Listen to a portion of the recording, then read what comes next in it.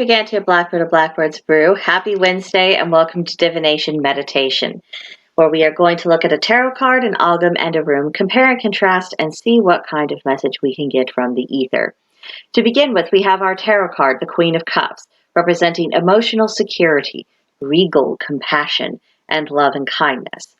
Then we have our ogam, Eadha, representing the aspen tree, and it's about intuition, overcoming obstacles, and determination. And finally, we have our rune, Uruz, wild ox, representing untamed potential, action, and unexpected change. So, interesting mix with these. I think the ogam and the rune are very much in line with each other, saying that, there could be some bumps in the road, but you're just going to have to get up, dust yourself off, and then go on and just deal with whatever's taking place. But then with the Queen of Cups, we have a slightly different message, and it's a little bit more of that nurturing, everything's going to be okay, that aspect of emotional security.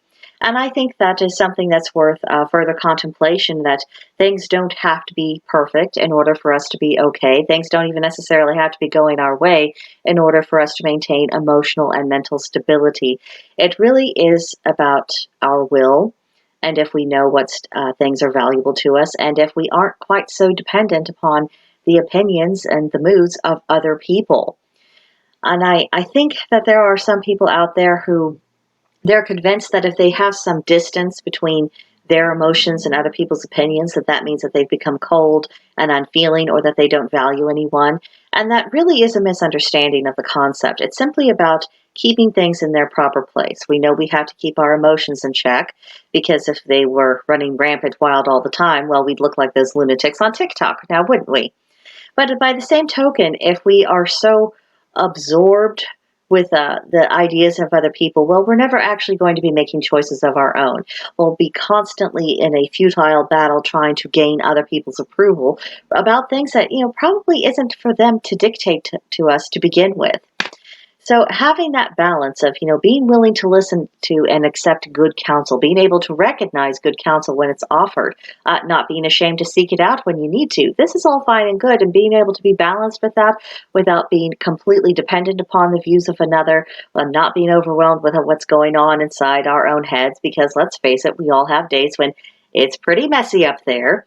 But if we can have balance, if we can have harmony, then the difficulties that come our way, they're not going to completely defeat us. They're not going to send us into the depths of despair. They're not going to break us. We're not going to be as overwhelmed, because we'll be thinking more so about what needs to be done next. Something has come up. How do I solve the problem? What do we do moving forward? Realizing that as you solve the problem, even if it is just chunk by chunk, then you are going to gradually start feeling better. It's not that you've ignored your feelings, it's just that you know that you are going to be okay, and clinging to that sense of being okay, even as you are dealing with difficulties and possibly having to do some pretty serious wrestling with them. So that's what I'm getting out of our divination tools today.